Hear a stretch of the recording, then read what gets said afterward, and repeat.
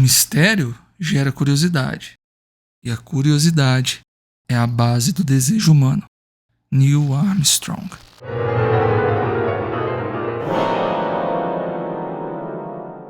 Escondido em florestas escuras ou em porões empoeirados, existem bestas prestes a se revelar. Infelizmente, em nosso mundo, nem tudo é o que parece ser. Experiências assustadoras e macabras acontecem com pessoas comuns todos os dias, e são algumas delas que veremos hoje. Por isso, se prepare para ouvir relatos surpreendentes, acontecimentos que desafiam nossa lógica e beiram a insanidade do terror. Pedimos o seu like e sua inscrição nesse canal. Nomes e locais serão mudados por questões legais. Coloque os seus fones de ouvidos e tire suas próprias conclusões. A Capela, relatado por Gabriela. Meu nome é Gabriela, mas aqui em Calgary, muito simplesmente me chamam de Gabi. Sou de São Paulo, Brasil, e me mudei para o Canadá há 12 anos em busca de novas oportunidades e um estilo de vida mais próximo da natureza. Calgary me escolheu com seu clima frio e montanhas imponentes, uma mudança drástica do cenário que eu estava acostumada. Uma das minhas paixões, após me estabelecer aqui, foi fazer caminhadas pelas montanhas rochosas, que sempre me proporcionaram uma sensação de paz e conexão com a natureza. Aqui, a sensação de segurança é real, e o fato de fazer trilha sozinha é muito normal. No trajeto, eu sempre encontro com outras pessoas que estão praticando o mesmo esporte, e muitos deles estão sozinhos também. Durante uma dessas caminhadas solitárias, numa manhã fresca de outono, eu me deparei com uma velha e desgastada trilha. Movida pela curiosidade e pelo espírito aventureiro que me define, eu decidi explorá-la. Estranhei, pois não havia nenhuma placa, o que não é comum aqui. Geralmente as trilhas são repletas de sinalização. Eu decidi ir até a próxima curva para ver a paisagem e retornar para a trilha principal. Pensei que seria seguro dessa forma. Seguindo o sinuoso caminho, quando fiz a curva, descobri uma antiga capela escondida entre as árvores. Seus tijolos desgastados pelo tempo e suas janelas quebradas contavam histórias de um passado esquecido. No início, eu pensei em tirar algumas fotos e retornar ao caminho anterior, mas algo me chamou a atenção.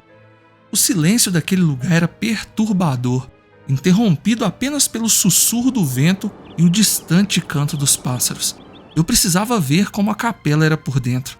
A sensação é que ela chamava por mim. Ao me aproximar, percebi inscrições estranhas na porta da entrada. Não pareciam ser em inglês nem em francês, e certamente não eram em português. Com uma sensação de inquietação crescendo em mim, eu decidi entrar. A capela, óbvio, estava vazia, mas nas paredes haviam símbolos e pinturas que pareciam muito antigos. Símbolos celtas estavam pelo chão e em uma das paredes tinha uma inscrição com letras que eu julguei serem japonesas. Achei aquilo tão esquisito, culturas tão diferentes e distantes, reunidas numa mesma capela que aparentemente era católica. Eu comecei a fotografar tudo para pesquisar depois. Havia também uma folha colada no chão. Ela estava rasgada e gasta, apenas com algumas partes escritas em inglês preservadas. O que eu consegui ler era uma espécie de ritual. Ela dizia algo como: "Te invocamos, grande mãe, dona das forças selvagens. Venha a esse lugar e nos presenteie com sua força." O restante eram apenas partes desconexas que eu não conseguia entender. Citava nomes de animais e algumas árvores da região. Perdida na leitura, um sussurro sutil me fez olhar para trás. À distância, eu pude ver uma figura espectral que me observava. Eu senti um calafrio e percebi que eu não estava sozinha. A adrenalina tomou conta do meu corpo de tal forma que em um só movimento e com o coração acelerado eu corri em direção à saída daquela capela. Ao alcançar a trilha, eu respirei aliviada. Quando eu olhei para trás, tudo parecia tranquilo. Eu decidi continuar correndo até a trilha principal novamente. Quando cheguei em casa, eu fui olhar as fotos para pesquisar na internet e, para o meu espanto, todas as fotos estavam totalmente escuras, como se eu tivesse fotografado uma parede preta. Eu contei para uma amiga e ela e o marido me pediram para levá-los até lá. Me prometeram que não iriam entrar na capela, apenas olhar de longe. Então eu os levei, mas depois da curva na trilha, sem sinalização, não havia nada. Eu saí como doido da história e até hoje, sempre que eu conto isso, as pessoas olham para mim com ceticismo. No entanto, a cada vez que eu fecho os olhos, eu posso ver aquela figura espectral, ouvindo seus sussurros e me fazendo lembrar que a capela escondida nas montanhas de Calgary foi sim real. O choro no riacho, relatado por Rafael. Meu nome é Rafael e eu cresci na encantadora cidade de Poços de Caldas, situada no sul de Minas Gerais. Era uma vida simples, de ritmo mais lento, com tardes tranquilas que pareciam se estender por toda a eternidade. A minha adolescência foi marcada por visitas frequentes à fazenda do meu padrinho, o seu Antônio, um lugar que misturava o aroma do café fresco com as risadas de primos e amigos. Nos feriados e durante uma parte das férias, eu ficava na fazenda aprendendo como o serviço do campo era importante. Havia um riacho na propriedade, onde muitas vezes nos reuníamos para nadar, pescar e simplesmente curtir o frescor da água em dias quentes. Teve um ano que fiquei 6 meses sem ir à fazenda, pois eu estava indo muito mal na escola e, como castigo, eu precisava dedicar o meu tempo a melhorar minhas notas e não desfrutar do que a fazenda me oferecia. Quando finalmente meus pais me liberaram para ir, era final de dezembro, pertinho do Natal, e algo estava estranho. Começou a acontecer alguma coisa naquele riacho. Na época, eu tinha uns 15 anos. Nas noites mais silenciosas, nós começamos a ouvir gemidos e choros vindos da direção do riacho. No início, eu até pensei que fosse algum animal ou o vento brincando entre as árvores, mas os sons eram perturbadoramente humanos. Depois do jantar, a gente ficava reunido na varanda conversando e jogando baralho. E toda a noite escutávamos os barulhos. O meu padrinho tinha ido até lá por 2 vezes, mas ele não encontrou nada, nem ninguém. Na primeira semana de janeiro, 2 dias antes de retornar para casa e viajar com os meus pais para a praia, eu acordei de madrugada suando muito. Eu fui até a cozinha beber água e eu pude ouvir o som que vinha do riacho. Além do barulho da água, parecia ter alguém chorando. Curioso, eu decidi investigar. Eu peguei uma lanterna e acordei o meu primo Lucas, que também estava na fazenda por esses dias, para que ele pudesse ir comigo. Ele adorava uma dessas aventuras. Então, depois que o susto de acordar no meio da madrugada passou, a gente foi até o riacho. Os sons ficavam mais claros, mais próximos e mais altos. Parecia que alguém estava sofrendo. Ao chegarmos à margem, os ruídos pararam de repente, como se algo ou alguém ficasse intimidado com a nossa presença. Sentamos à beira do riacho, esperando e tentando ouvir mais alguma coisa. E nada. Apenas os grilos. Nos levantamos para ir embora e eu tomei coragem e falei: "Quem tá aí? Quem tá chorando? Eu vim te ajudar." Foi aí que uma menina, devia ter uns 7 ou 8 anos, saiu de trás da pedra e disse: "Sou eu, Ingrid." A menina era linda, mas era nítido que ela estava muito assustada e ela não quis chegar perto de nós. Ela pediu para avisar o pai dela que ela estava lá no riacho. Quando eu perguntei quem era o pai dela, ela falou o nome do vizinho de fazenda do meu padrinho, o Sr. Marques. Eu não o conhecia, mas já tinha ouvido falar muito dele. Eu e o Lucas tentamos convencê-la a ir para a fazenda com a gente, mas ela disse que não podia sair dali. Nós voltamos então correndo, afinal uma criança não poderia ficar sozinho de noite por ali. Acordamos meu padrinho e eu contei tudo para ele e para a madrinha. A madrinha começou a chorar e chorar muito mesmo, e o meu padrinho se levantou. Era de madrugada, devia ser por volta das 2 ou 3 da manhã. Mas meu padrinho saiu do jeito que ele estava, dizendo que iria até a fazenda do Sr. Marques para contar o que tinha acontecido. Quando ele saiu, a madrinha disse que há 2 meses a filha mais nova do Sr. Marques estava desaparecida. E isso era uma esperança da garota ainda estar viva. Nós vimos o dia clarear, pois a polícia cercou toda a área da fazenda, principalmente a parte do riacho. Interrogaram a mim e ao Lucas juntos e depois separados. E por volta do meio-dia o meu padrinho entrou na cozinha. Nós estávamos todos sentados na mesa. O corpo da Ingrid, filha do Sr. Marques, tinha sido encontrado no fundo do riacho e já em decomposição avançada. Na verdade, só foi possível identificar pelo vestido que a menina estava usando. Ninguém sabe o que realmente aconteceu. O que eu sei é que eu e o Lucas vimos aquela noite aquela menina, mas era o espírito dela pedindo socorro. E nós conseguimos ajudar. Nem todo fantasma é ruim. Alguns só estão perdidos ou sofrendo. A canção esquecida, relatada por Dona Aurora. Ah, meu querido, deixa eu te contar uma história que eu vivi quando eu tinha pouco mais de 15 anos. Meu nome é Aurora e hoje, com meus 78 anos, eu posso te assegurar que mesmo após tanto tempo, o passado ainda tem o poder de nos assombrar. Eu cresci na cidade de Santana do Livramento, bem na fronteira do Brasil com o Uruguai, uma região bela, mas carregada de mistérios.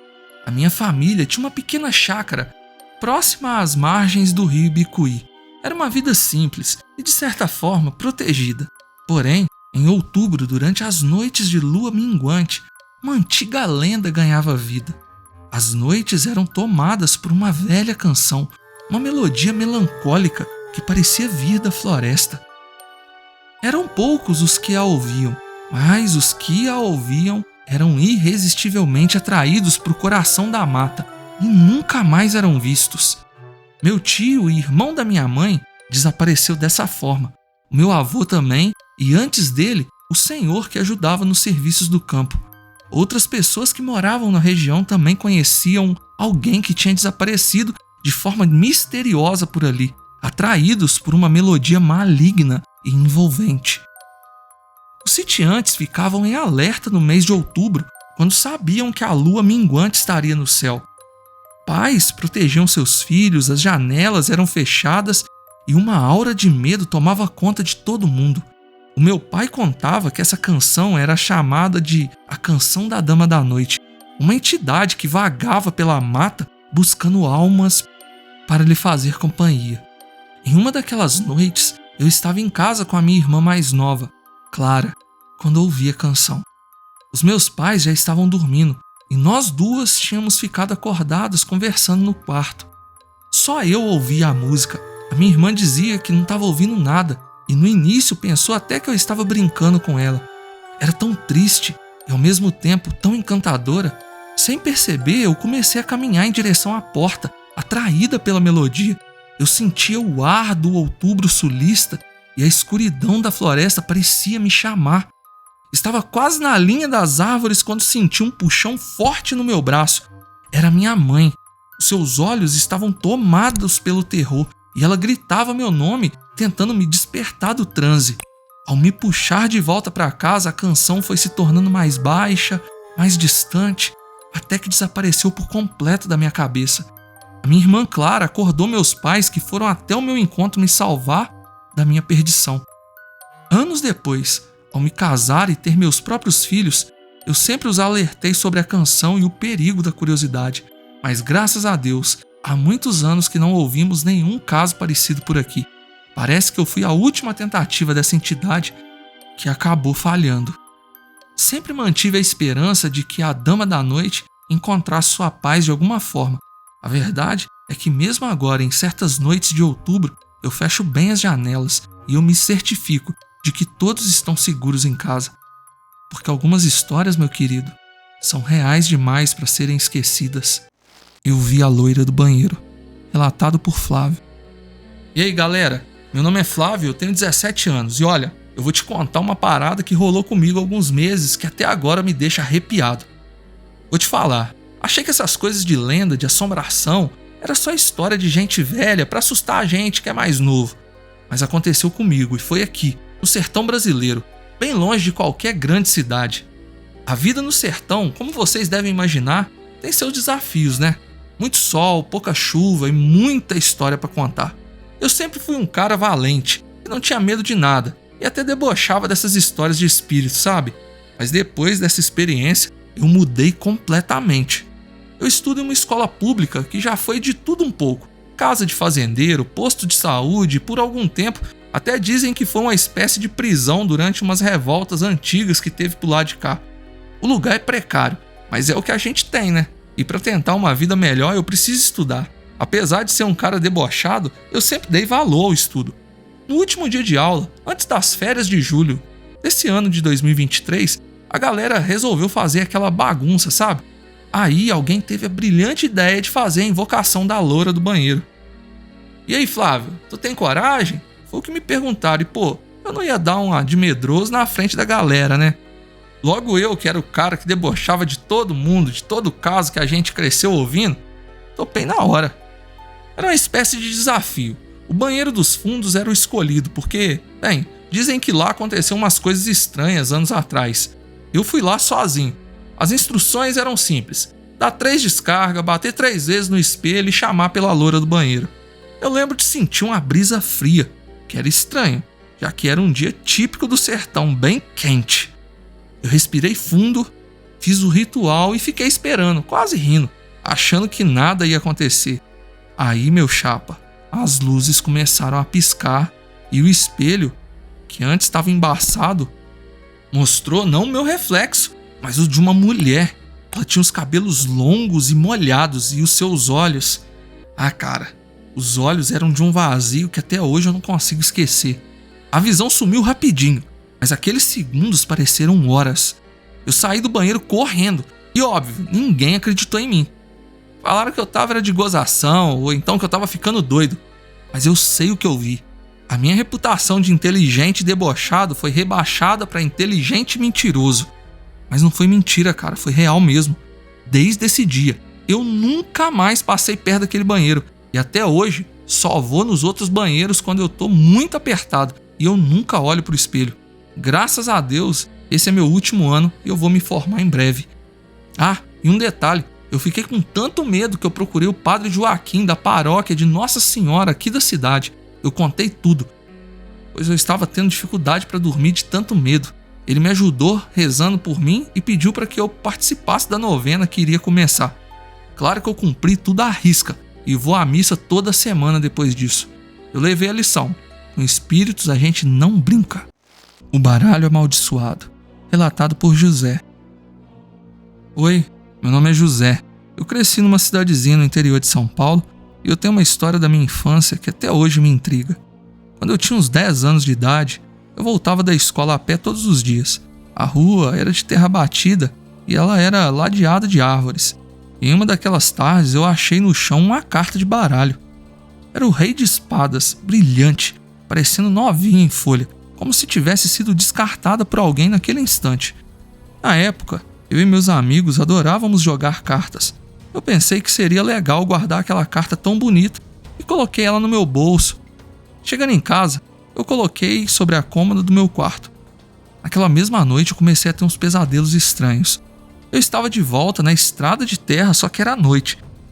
E a única coisa iluminando o caminho era a carta, flutuando e emitindo uma luz prateada. Eu tentava correr, mas meus pés estavam presos ao chão. Atrás de mim, eu ouvi uma risada baixa e sinistra. Quanto mais eu tentava fugir, mais próximo a carta se aproximava, até que eu pude ver a face do Rei de Espadas mudar, e os seus olhos ficaram negros, e ele parecia querer dizer algo. Eu acordei suando frio, meu coração estava disparado, e eu olhei para a cômoda. Lá estava a carta, exatamente como eu havia deixado. Eu pensei que fosse só um pesadelo de criança, mas as coisas pioraram. Durante uma semana, todas as noites os sonhos eram diferentes, mas sempre envolviam a carta de algum modo. Eu a via em todos os lugares, nas mãos de amigos, na sala de aula e até na comida durante os diferentes pesadelos. Numa das noites, no sonho, um velho que se dizia ser um curandeiro me aconselhou: menino, livre-se daquilo que não pertence a esse mundo. Eu acordei determinado. Peguei a carta e, com a ajuda de um amigo, enterramos ela perto de um rio que passava nos fundos da minha casa. Depois daquele dia, os pesadelos pararam. Algumas coisas, por mais inofensivas que pareçam, carregam consigo energias que nem mesmo a gente pode compreender. E essa foi a minha lição de infância. Acredite no que quiser, mas eu sei o que eu vi. E eu sei o que eu vivi. Quer enviar o seu relato? Nos procure na DM do nosso Instagram @oordinário.selvagem. Pedimos para que você possa deixar o seu like e se inscrever em nosso canal. Muito obrigado por ter ficado até o final e até a próxima.